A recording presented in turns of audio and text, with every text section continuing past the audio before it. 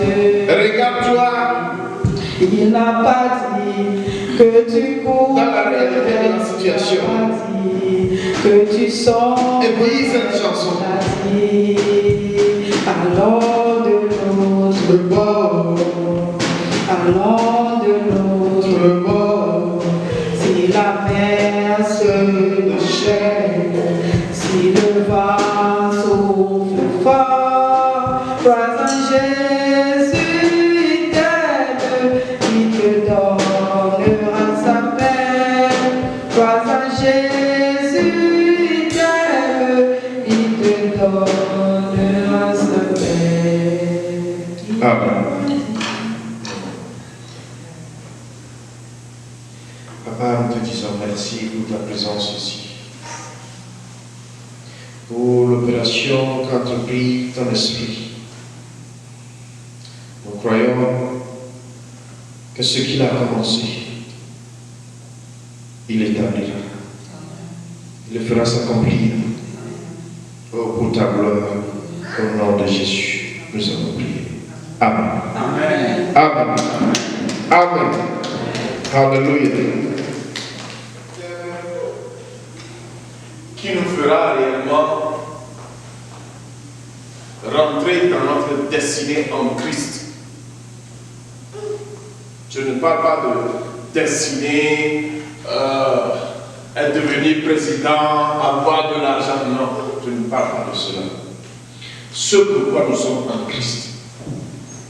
C'est à partir de là que les autres portes vont s'ouvrir. Cherchez d'abord le royaume des cieux. Et le reste vous sera donné de surcroît. Amen. Et c'est un sujet que je vais essayer de simplifier, mais qui prendra du temps. Mais pour ceux qui comprendront ce pourquoi ils sont en Christ, ils vont manifester ces dons-là. Nous allons, par la grâce de Dieu aussi, essayer de faire ces pratiques pour donner, pour voir ce que ça va donner. Amen.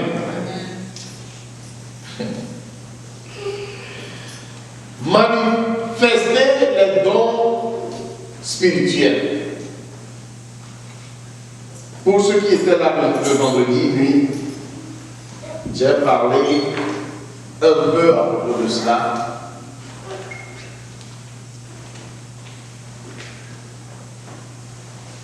D'abord, nous devons savoir que tous ceux qui ont reçu Christ, Jésus, tous ceux qui ont cru qu'il a été ressuscité d'entre les morts, ont reçu un mandat de manifester les dons spirituels, sans exception. Et ces dons-là, tous ceux qui se disent avoir reçu Christ ont déjà ces dons-là. Si les dons ne se manifestent pas, c'est parce que ces dons n'ont pas été activés, ou bien parce que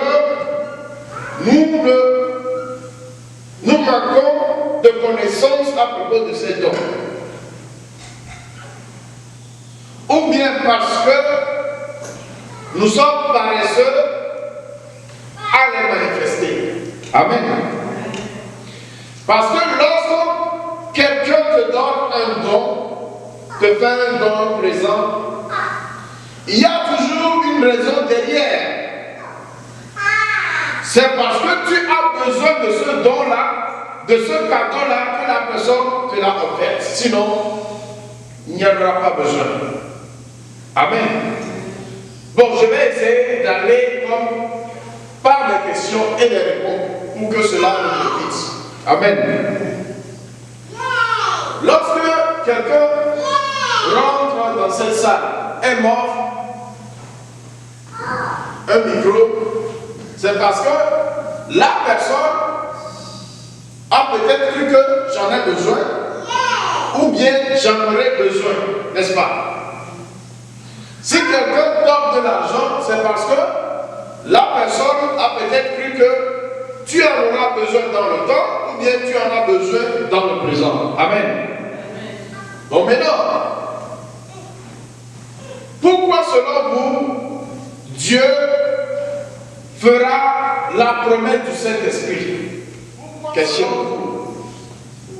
Dieu nous a fait une promesse du Saint-Esprit depuis Joël 2, verset 28 et 29, depuis l'Ancien Testament.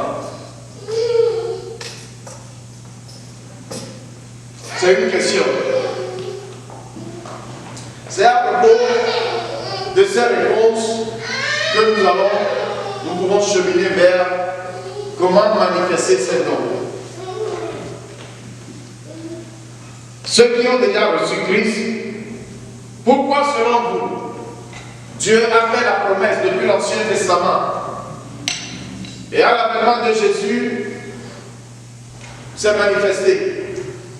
Pourquoi selon vous, Dieu nous a donné le Saint-Esprit?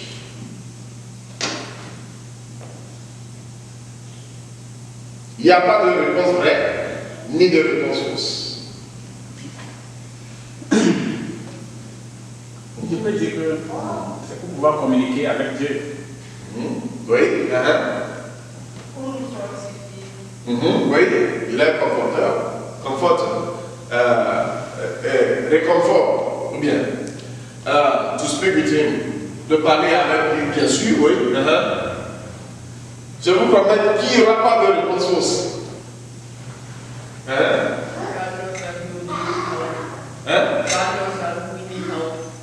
Yeah, help. He's our help. Et je vous promets que nous connaissons déjà toute la réponse.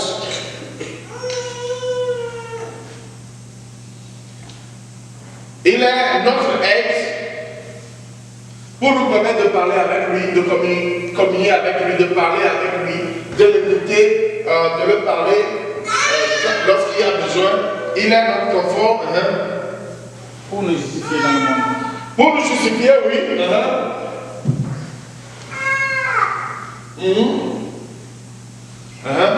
Pour pouvoir écouter ce que nous disons. Oui, bien sûr, parce que nous serons connectés avec lui. Il est esprit, nous sommes esprits, les esprits se parlent entre eux. Oui. Pour notre sanctification, nous connaissons déjà les réponses. Et regardez depuis l'Ancien Testament, il est dit dans Joël 2, verset 28 et 29, si quelqu'un l'a, que il déposera son esprit sur toute chair. Et ils vont manifester les dons de cet esprit-là, l'esprit qu'il va envoyer. Ben, est-ce que, je vais le dire ici, en tant que chrétien, quand même nous ne sommes pas encore chrétiens, est-ce que nous sommes en train de manifester les dons de cet esprit-là? In the fullness.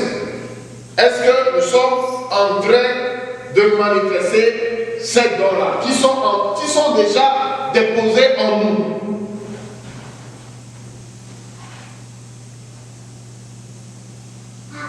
Non. Si nous sommes en train de manifester ces dons-là, cette salle serait déjà pleine. Mais je vous l'avoue. Pourquoi? Ok. Belle question. Regarde, j'ai reçu le don, non pas pour rester dans cette salle et manifester les dons seulement dans cette salle, mais pour aller dans les rues.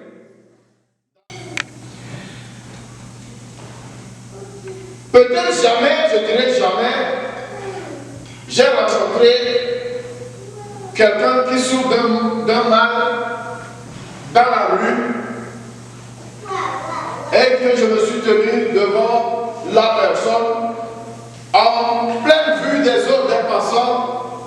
j'ai tenu la main de la personne et manifesté le don de guérison que j'ai en moi pour pouvoir guérir la personne. Est-ce que j'ai menti?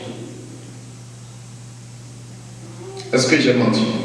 Bon, pour ceux qui ont déjà l'Esprit de Dieu en eux, est-ce que j'ai menti?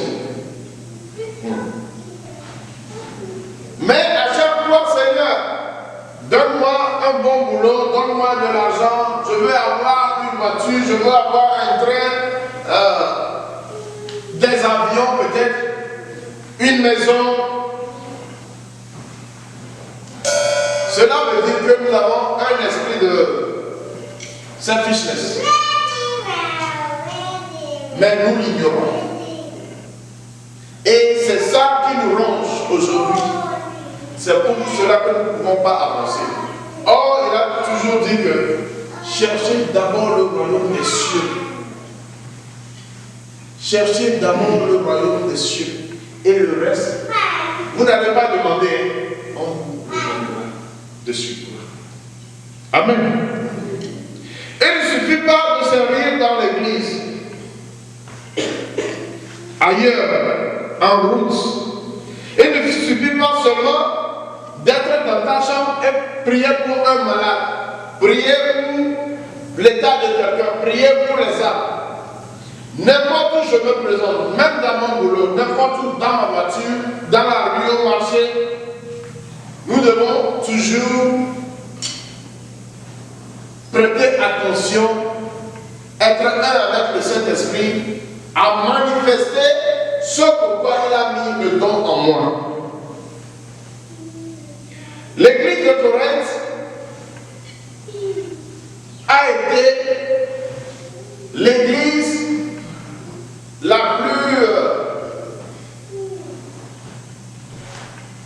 plus élevée, je dirais, à manifester les dons du Saint-Esprit. Mais Paul les a enseignés à ne pas ignorer les dons de l'Esprit qui sont en eux. C'est pour une raison. Si la parole de Dieu nous a appelés ambassadeurs, c'est parce qu'il nous a donné un pouvoir de manifestation. Un ambassadeur est celui qui utilise la puissance, le pouvoir, l'autorité d'un président qu'il a délégué. Jésus ne nous a pas envoyé le Saint-Esprit pour que nous soyons seulement sous le trône de Dieu, mais pour pouvoir faire agrandir le royaume des cieux sur la terre. Amen. Ce sujet est très important. Bon, jusqu'ici, essayez de voir en vous. Faire un petit check en vous. Parmi les 9 dons que Paul a cités,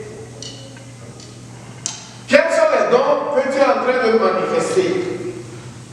Quels sont les dons qui restent encore à manifester? Parce que déjà, lorsque nous avons le Saint-Esprit, il est dit que c'est le Saint-Esprit qui distribue les dons. Lorsque tu as le Saint-Esprit en toi, tu n'as plus besoin de demander un don spécifique. Cela veut dire que les dons sont déjà déposés en toi. La seule chose qu'il te faut, c'est comment les activer. En quelle manière il faut manifester ce don-là? Amen. Est-ce qu'il y a des questions avant de passer à la lecture? Est-ce qu'il y a des questions, n'importe quelle question concernant le Saint-Esprit et ses dons? S'il n'y a pas de questions, allons dans 1 Corinthiens 12.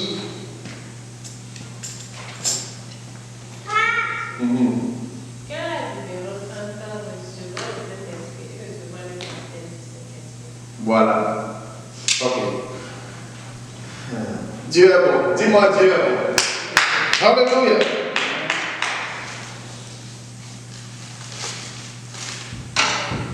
Jean 1, 12 et 13.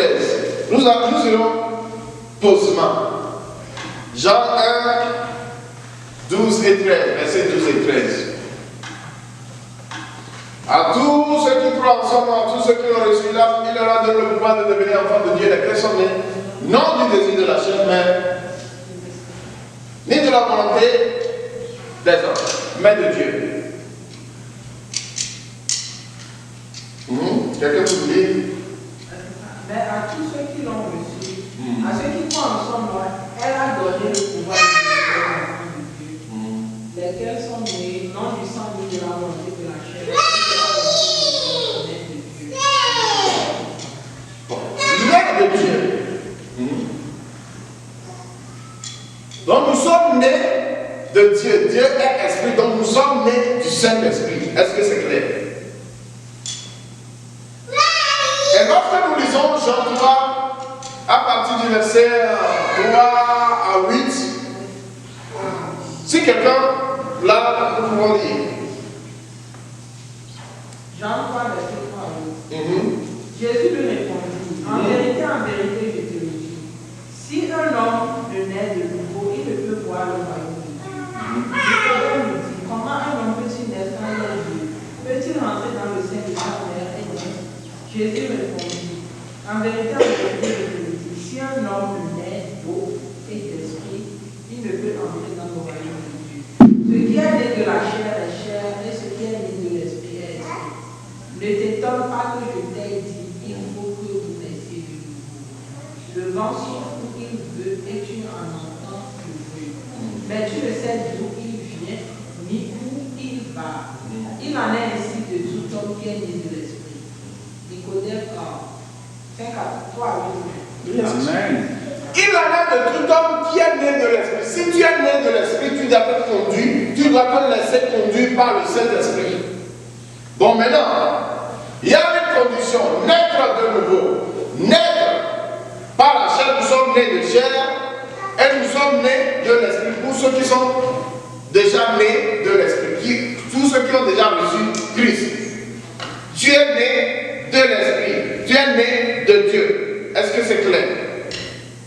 Bon, maintenant, regardez, dans Jean 20, verset 22, Jésus, après sa résurrection, a soufflé le Saint-Esprit sur les apôtres.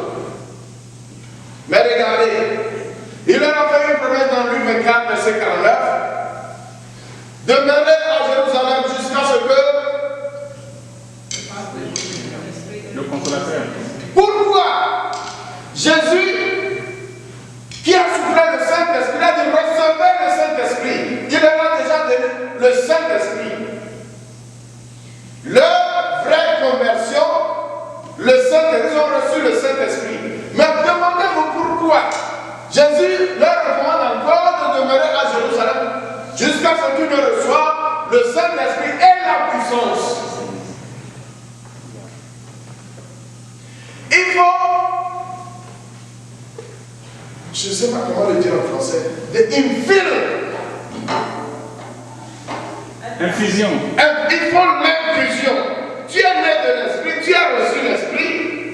Tu peux être identifié à l'Esprit de Dieu, mais il faut une infusion du Saint-Esprit.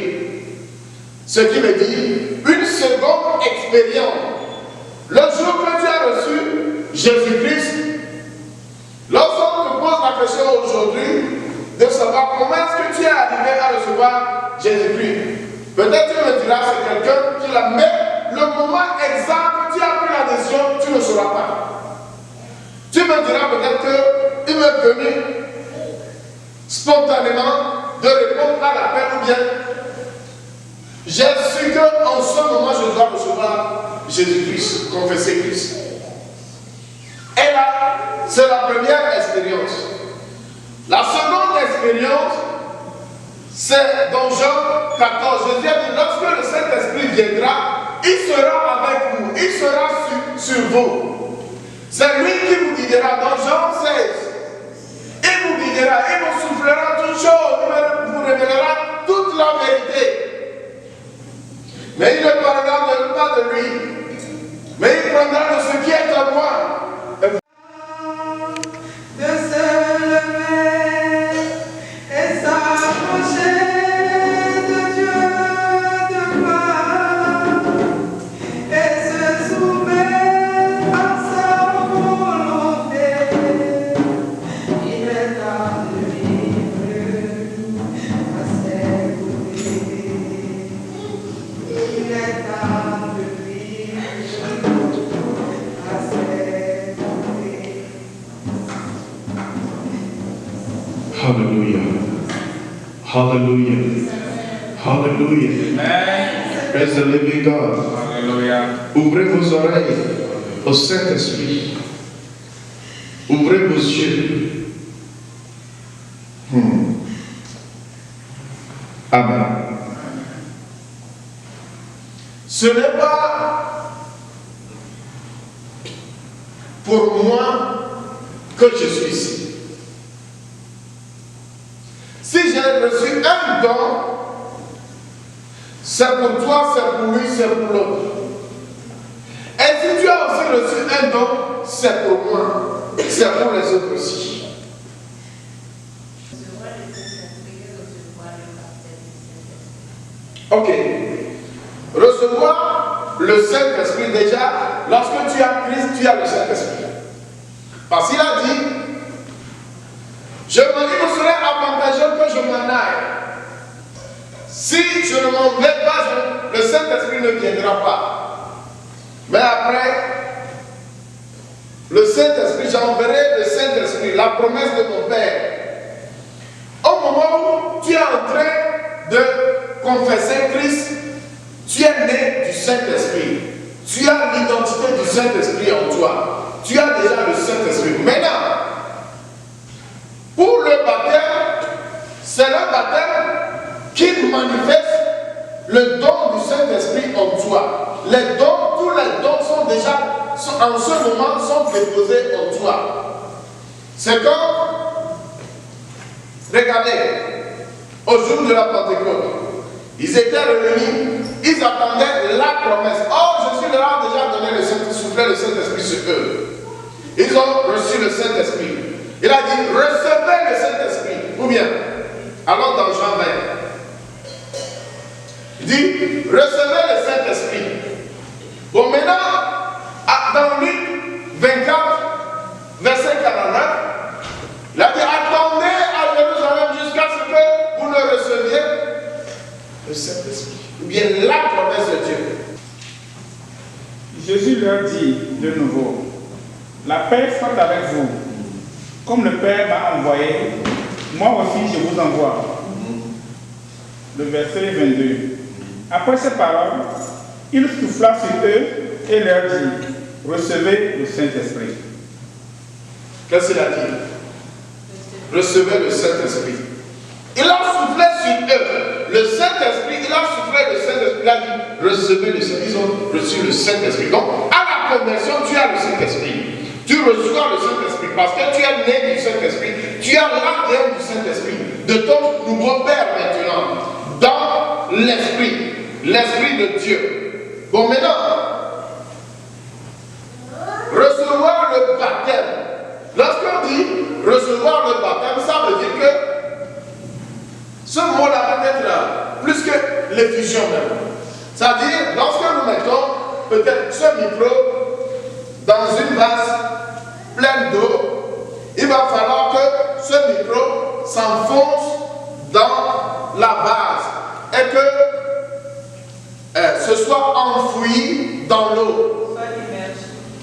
Immergé dans l'eau, tout comme dans le baptême d'eau. Donc cela veut dire que en ce moment, tu ne peux pas, mais tu peux, mais c'est le Saint-Esprit qui va te guider, tout comme dans le verset de Jean 3, verset 8.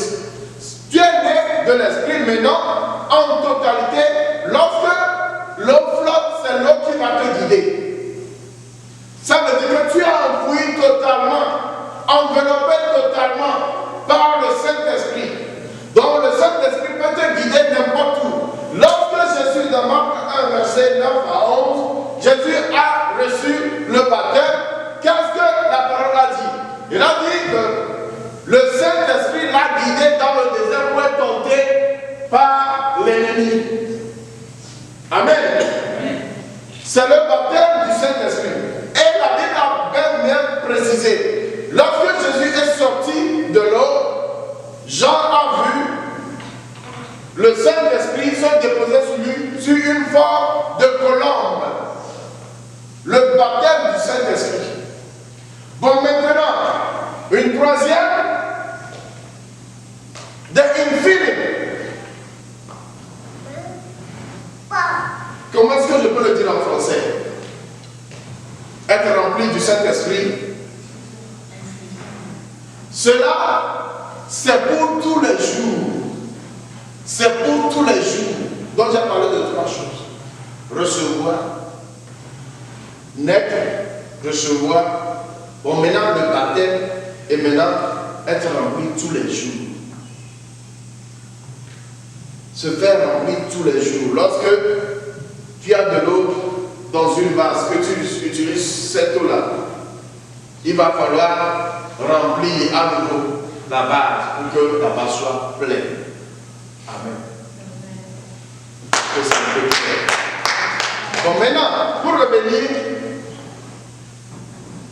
nous avons vu au moins, si ce n'est pas dans la parole de Dieu, au moins avec ma propre expérience, il y a une manifestation physique qui se fait voir, au moins. C'est le parler en langue. Lorsque tu mets de l'eau au feu et que tu as mis un couvercle sur la base, lorsque l'eau est en train de bouillir, peut-être à 200 degrés, 300 degrés, je ne sais pas, l'eau va chercher toujours un moyen pour sortir. Et lorsque tu seras peut-être à 10 mètres, tu vas entendre un bourdonnement. Est-ce que c'est clair? De l'eau qui est en train de bouillir à 200 degrés ne peut pas seulement rester paisiblement dans la base sur le feu. Jamais. C'est le signe de parler en langue. Parce que le feu est tellement grand que ta personne, ton ventre ne peut plus contrôler. Ça te fera parler en langue. Mais tu peux aussi retenir le fait de parler en langue. Amen. Est-ce que c'est répondu? En fait, je veux m'assurer que j'ai bien compris. J'ai compris le fait de recevoir le Saint-Esprit qui vient avec le moment de la conversion. Il y a le baptême du Saint-Esprit, ça vient avec le baptême de l'eau. C'est ça, je n'ai pas bien compris. Bon, je vais sceller les choses. Tu peux recevoir le baptême du Saint-Esprit même avant de recevoir le baptême d'eau. C'est dans la Bible. Tu as déjà reçu le Saint-Esprit. Peut-être, je ne sais pas si on a regardé la vidéo. Quand tu vas sur YouTube, tu as déjà reçu le Saint-Esprit. Tu as déjà reçu les dons du Saint-Esprit. Le baptême, tu l'as déjà reçu. Il faut seulement faire les pratiques, prières. Le jour, je ne sais pas si tu peux te rappeler le jour où presque toute la salle était tombée ici. En ce moment, Sœur Martha était là, je pense. Oui, Sœur Martha était là. Tu avais manifesté le parler en langue ici. Oui, de ce côté.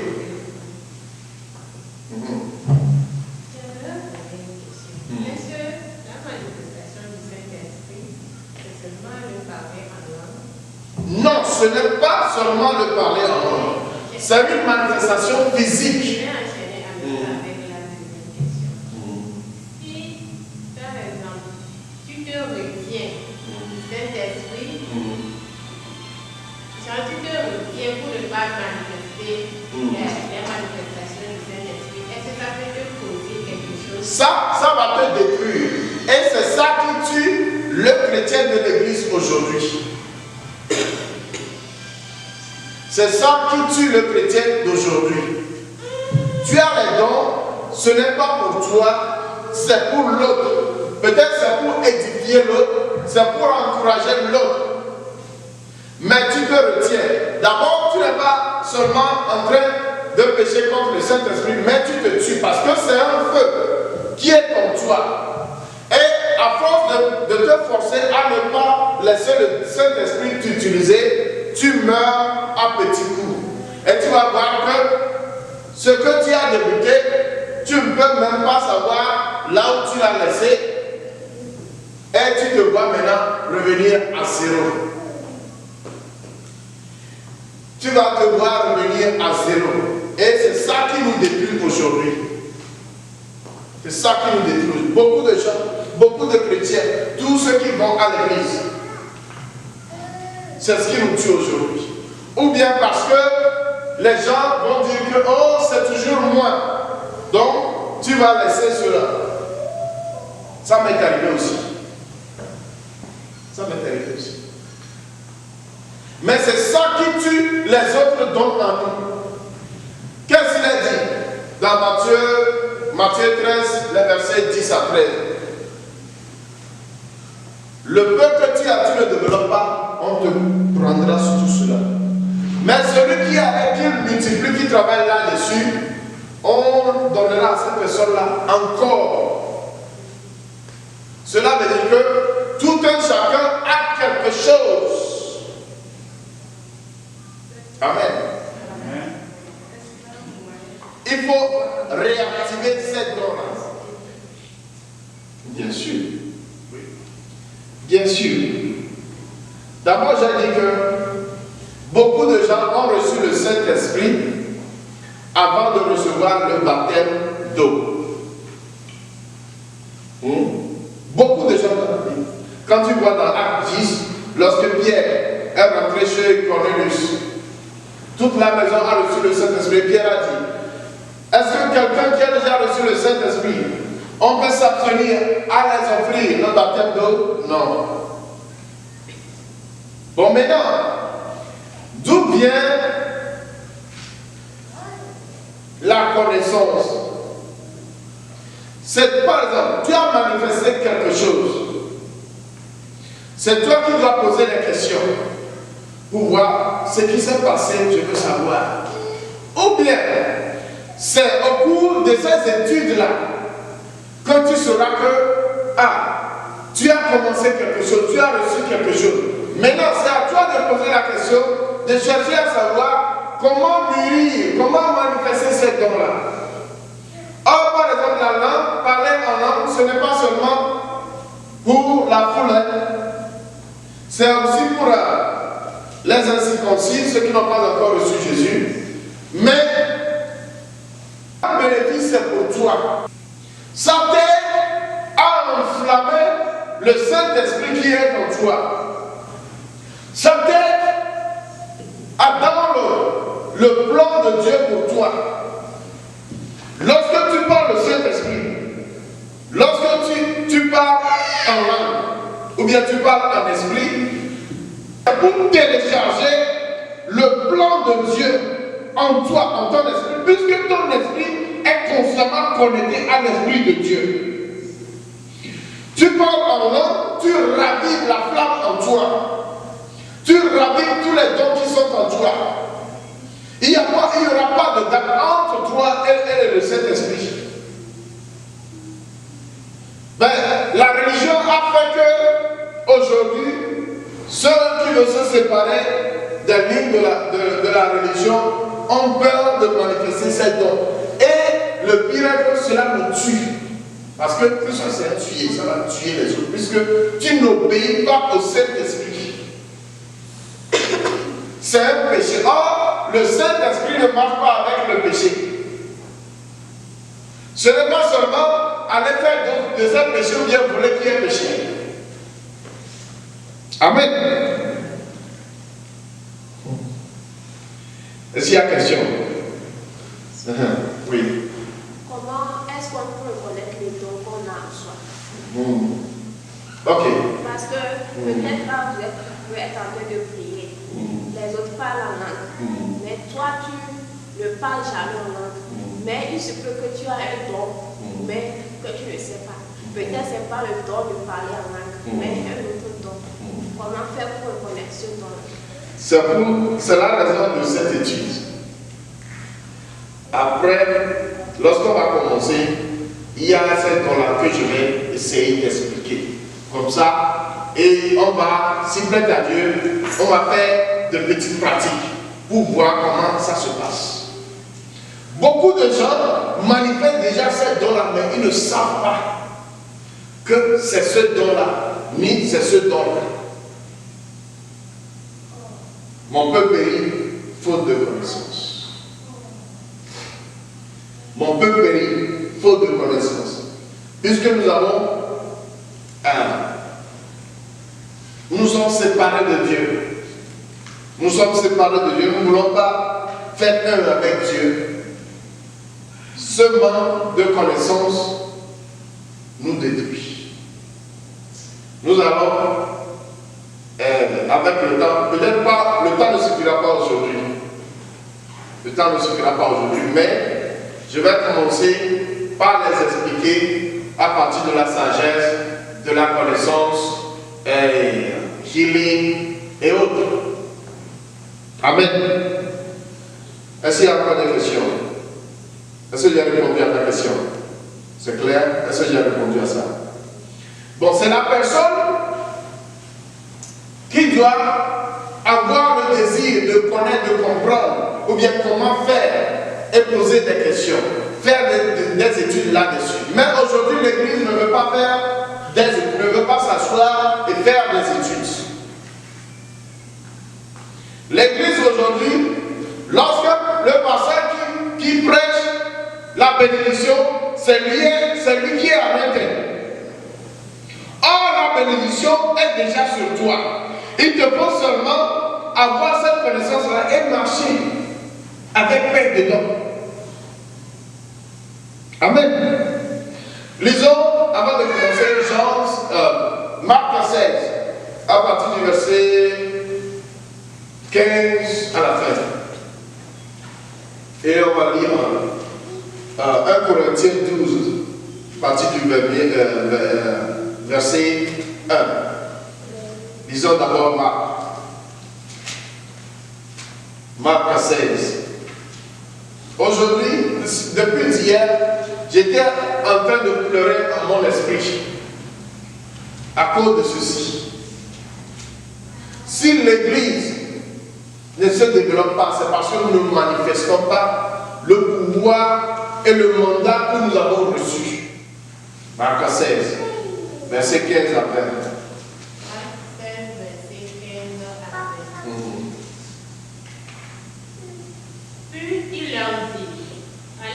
Tout le monde et prêcher la bonne nouvelle à toute la création. D'abord, par exemple, excuse-moi, il y a partir de 14. Écoutez bien. Avant, regardez, Jésus était mort, maintenant ressuscité. Il les avait vus sur le chemin d'Emmaüs, causant avec eux. Et il y a certains des disciples qui ont rapporté aux 12 disciples que voilà, Jésus est ressuscité. Mais ils n'avaient pas cru. Or, Jésus les avait dit que je vais ressusciter le 3e jour.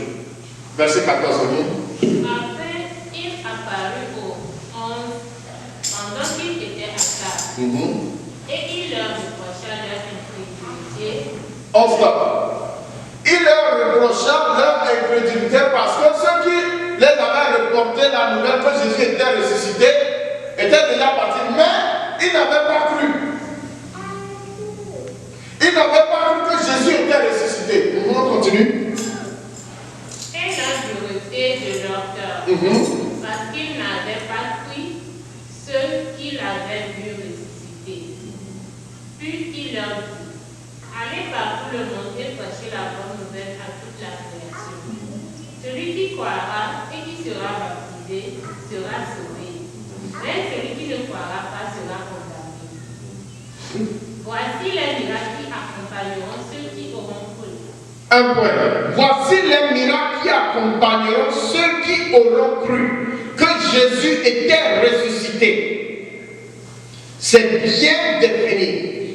Voici les miracles qui vont accompagner ceux qui auront cru en vos paroles que Jésus est réellement ressuscité d'entre les morts.